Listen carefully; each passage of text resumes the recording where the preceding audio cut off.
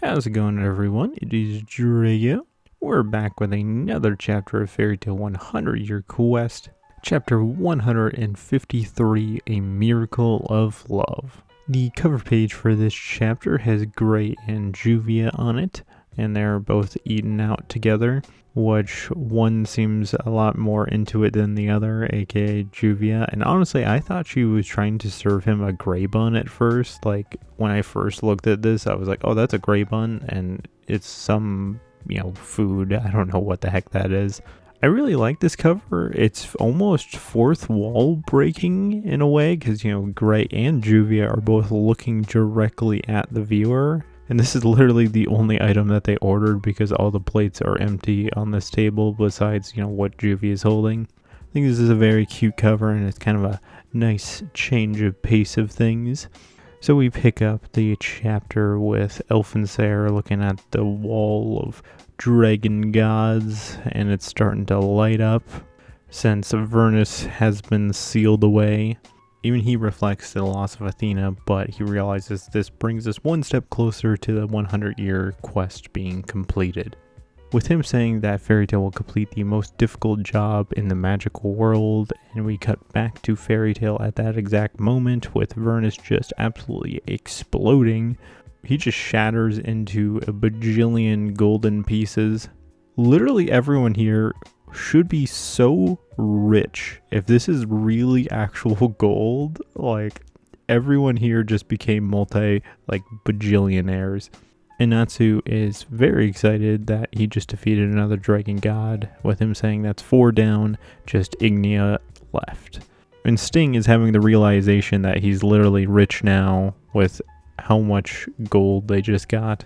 Urza's so surprised that they're taking it home, but why not? This probably does sell for quite a bit of money, and actually it probably has Dragon Slayer properties if you take it on the Diablos logic, because it is a piece of a dragon, so it probably has more different properties than gold.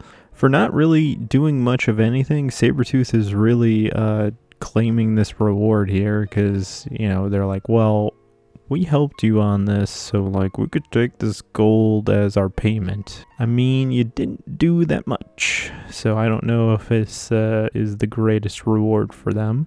And I like this conversation that Wendy and Carla are having about Gold Owl basically being an illusion, and, it being very similar to Kate Shelter. But Wendy says that it's completely different, and Kate Shelter was an illusion created out of love. And as they're having this conversation in the rubble of the battle, there's some rustling, and it turns out that rustling is actually the Signaro sisters. And you get kind of a twist on things that they weren't actually illusions, which I never really fully thought that they were, in that they were traveling at some point and someone had stole their minds and that they can't remember anything. And Wendy says, don't tell me that Vernus was controlling you, and Vernus is like a freaking trigger word for them.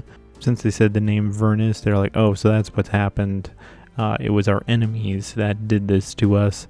With them saying that they are disciples of the fire dragon god, members of the fire and flame.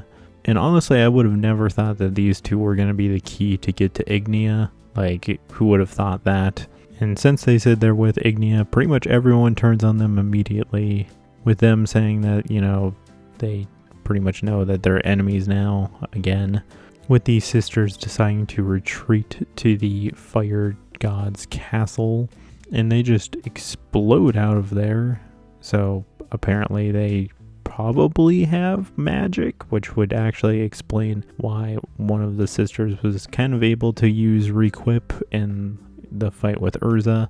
And there has to be something different with these sisters now, especially since Ignia doesn't really want to ally with humans, and even Gray says it he didn't expect Ignia to have any human allies.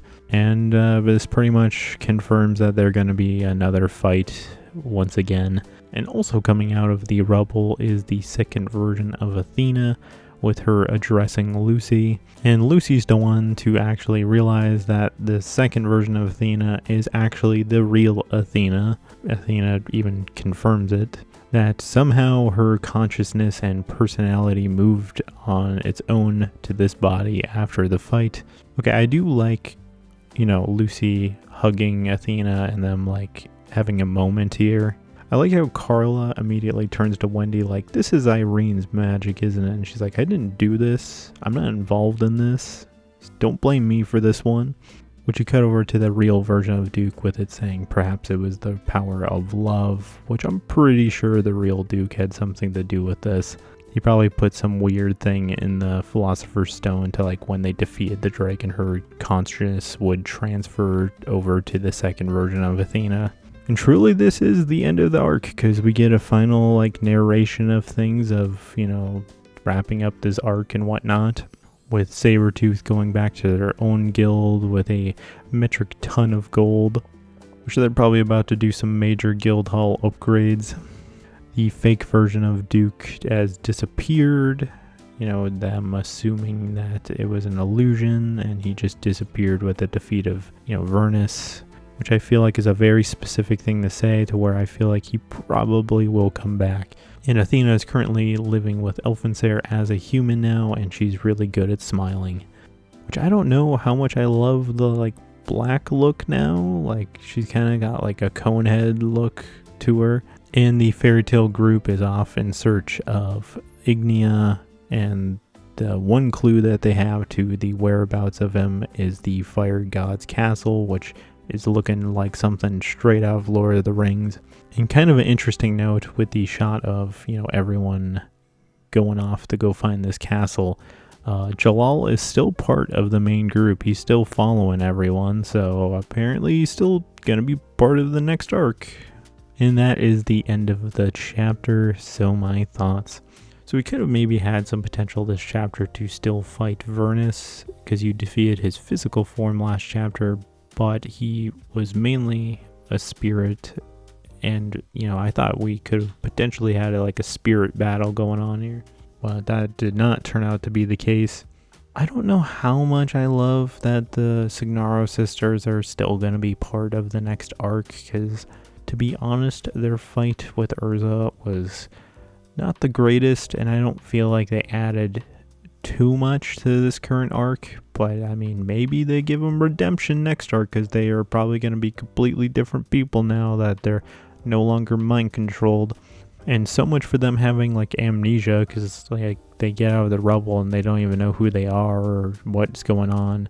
But then the second they say Vernus, now they magically have their memories and everything back. I want to be hopeful that, they get some kind of cool moment or some kind of redemption for villains and whatnot to actually be like, oh, it was actually worth it to have them around. So we'll see how they change. Their outfits are probably going to be changing to more fire dragon god outfits.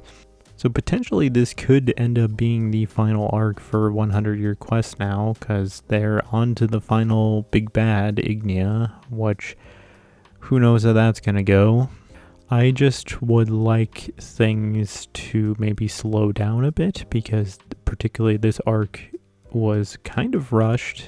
Especially with this final fight. I just want things to be wrapped up more concisely, and we still have things that need to be figured out, particularly Lucy with the Aquarius key. That's been something since main fairy tale that has not been resolved yet. Can we just please have her go find it? But I'm going to be hopeful for this next arc that it can be significantly better than the previous arcs, and I can have a fun time with it. So leave your guys' thoughts about the chapter in the comments below. Thank you for watching, and this is Trago, signing out.